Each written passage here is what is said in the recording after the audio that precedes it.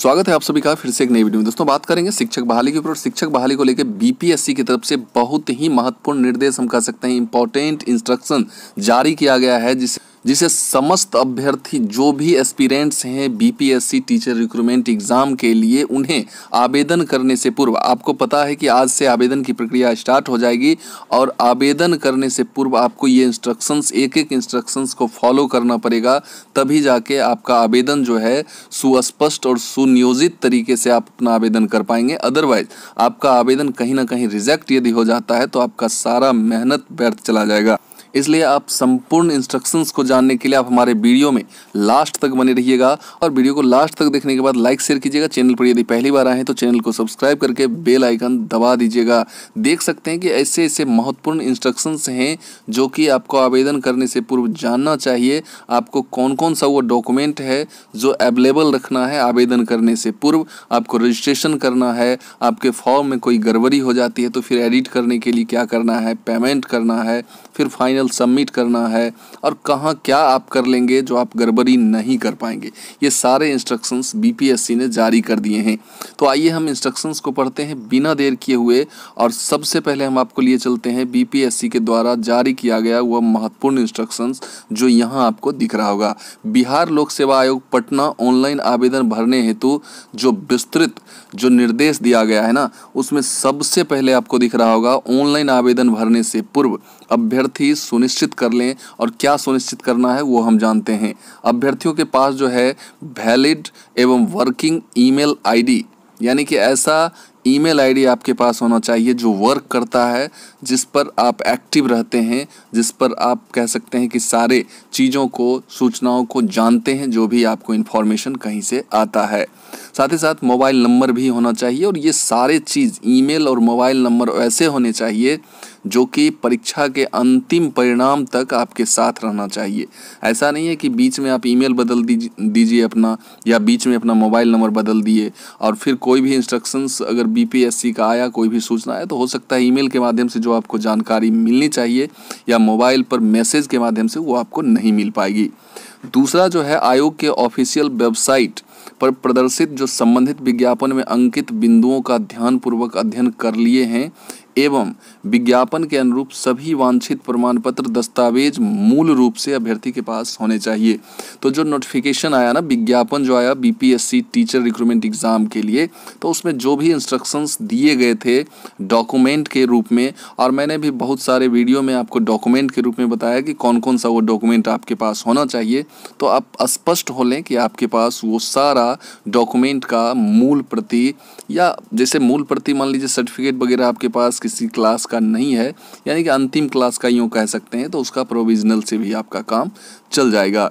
संबंधित विज्ञापन के अनुरूप एप्लीकेशन फॉर्म में जो अपलोड किए जाने वाले सभी वांछित प्रमाण पत्र और दस्तावेज हैं, जो भी डॉक्यूमेंट आपको पीडीएफ के फॉर्म में, पीडीएफ फॉर्मेट में वहाँ पर अपलोड करना है, उसका साइज़ वगैरह जो है पहले से ही तैयार कर लें यदि आप खुद भर रहे हैं तो। अदरवाइज अगर कैफ़े में भरवा रहे हैं तो वहाँ वो लोग कर लेंगे, जिसका साइज़ अधिकतम जो है 100 KB होना चाहिए। ठीक है, वो उपलब्ध होना चाहिए, क्योंकि वहाँ आपको अपलोड करने के लिए कहेगा तो आप उस समय करने लगिएगा, तो हो सकता है कि थोड़ा देर हो जाए और फिर वो फॉर्म जो है या टाइम आउट हो जाए।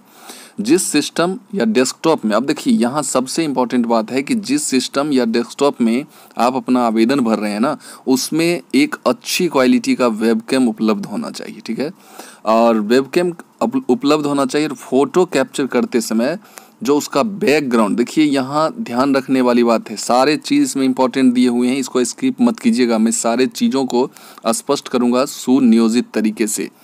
तो वेबकैम तो होना ही चाहिए जो लैपटॉप में आप आवेदन करेंगे, और साथ ही साथ उसमें क्या होना चाहिए कि जहाँ पर आपका फ़ोटो लिया जा रहा है तो आपका जो बैकग्राउंड है वो सफ़ेद या हल्के रंग का हो। ठीक है, और वहाँ पर्याप्त रोशनी, जो आपका चेहरा है वहाँ आपका जहाँ आप फ़ोटो ले रहे हैं ना, वहाँ पर्याप्त रोशनी आना चाहिए, यानी कि स्पष्ट आपका चेहरा वगैरह सब कुछ दिखना चाहिए। और बैकग्राउंड उसका या तो सफ़ेद हो और नहीं तो कोई भी कलर है तो हल्का कलर होना चाहिए, डीप नहीं होना चाहिए। ये चीज़ों इन बातों को ध्यान रखेंगे।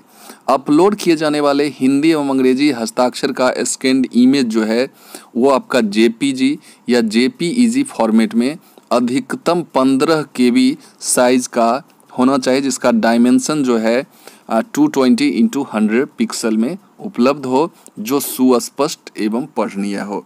तो ये चीज़ें भी आप देख सकते हैं कि सिग्नेचर आपका ऐसा होना चाहिए जो 15 KB का, और आपका सिग्नेचर का डायमेंशन 220x100 पिक्सल में, और स्पष्ट और कह सकते हैं कि पठनीय, यानी कि वो पठनीय हो, कोई भी उसे आसानी से पढ़ ले। ये चीज़ें हो गई। आगे हम बढ़ते हैं। ये इंस्ट्रक्शंस आपने जान लिया, यहाँ डॉक्यूमेंट वगैरह के बारे में था। फिर आगे बढ़ेंगे तो अगला पॉइंट आपका है कि ऑनलाइन आवेदन कैसे करें। ऑनलाइन आवेदन कैसे करें में सबसे पहले आपका रजिस्ट्रेशन होगा, और रजिस्ट्रेशन के लिए आवेदक जो हैं, जो भी एस्पिरेंट्स हैं, जो भी एप्लीकेंट हैं, वो सर्वप्रथम बिहार लोक सेवा आयोग के ऑनलाइन आवेदन की वेबसाइट पे जाएंगे, ठीक है।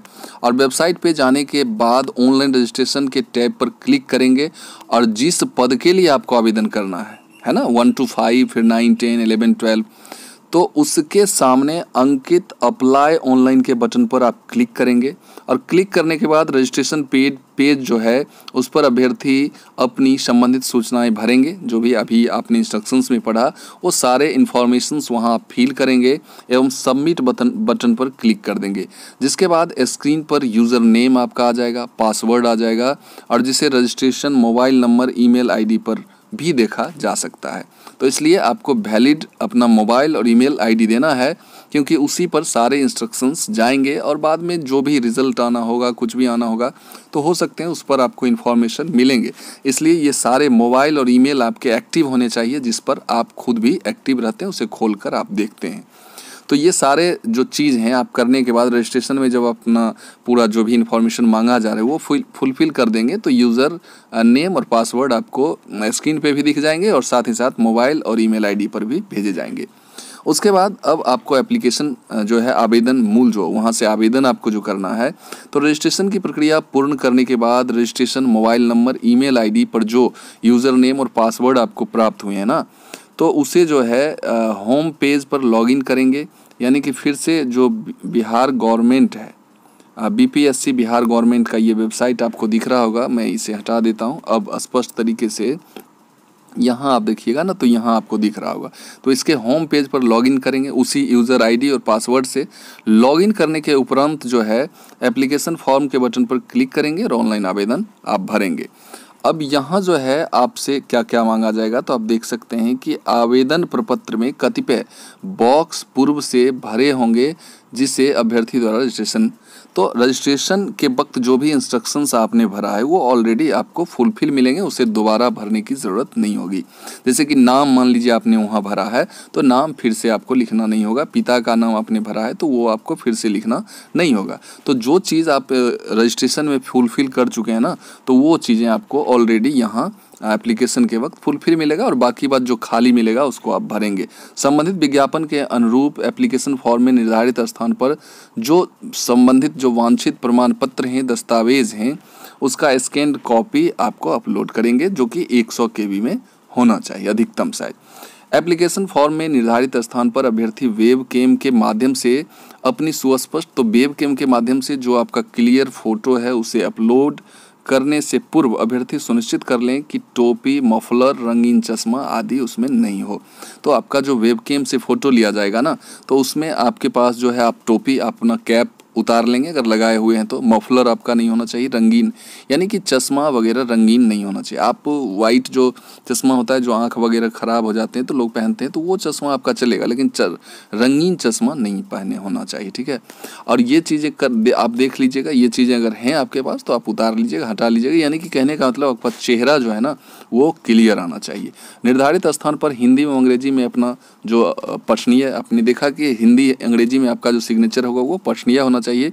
और इसके बाद अभ्यर्थी एप्लीकेशन फॉर्म सबमिट करेंगे। तो ये सारे इंस्ट्रक्शंस जो भी हैं, जो भी इन्फॉर्मेशन आपसे मांगे जा रहे हैं, वो फुलफिल करने के बाद आप उसे फाइनल सबमिट कर देंगे। अब क्या है कि एडिट कुछ भी आपका हो सकता है, थोड़ा बहुत अगर गड़बड़ी हो जाता है तो उसे आप एडिट भी कर सकते हैं। यहाँ आप देखेंगे कि रजिस्ट्रेशन एवं एप्लीकेशन फॉर्म में विवरणी भरने के बाद एडिट करने की सुविधा उपलब्ध रहेगी। तो एडिट करने की भी सुविधा आपको दी जाएगी। एडिट करने का ऑप्शन जो है पेमेंट करने के पूर्व, यानी कि पेमेंट आपने जब तक नहीं किया है ना, तो उससे पहले आप अपना आवेदन एडिट भी कर सकते हैं अगर कहीं आपकी गड़बड़ी हो रही है तो। इसमें अभ्यर्थी द्वारा भरी गई किसी भी प्रविष्टि में एडिट करने का प्रावधान रहेगा। तो पेमेंट करने से पूर्व आप किसी भी कहीं भी आपकी गड़बड़ी हुई है ना, वो आपका अपलोड ही हो गया है गलत, या नाम ही गलत लिख दिए, डेट ऑफ बर्थ गलत, कुछ भी जो भी है, कह रहे हैं कि यहाँ की सभी चीज़ों को आप एडिट कर पाएंगे, लेकिन पेमेंट करने से पूर्व। अभ्यर्थियों का रजिस्ट्रेशन एवं एप्लीकेशन फॉर्म के विवरणी में आवेदन की निर्धारित अंतिम तिथि तक ऑनलाइन पेमेंट करने के पूर्व ही एडिट किया जा सकता है।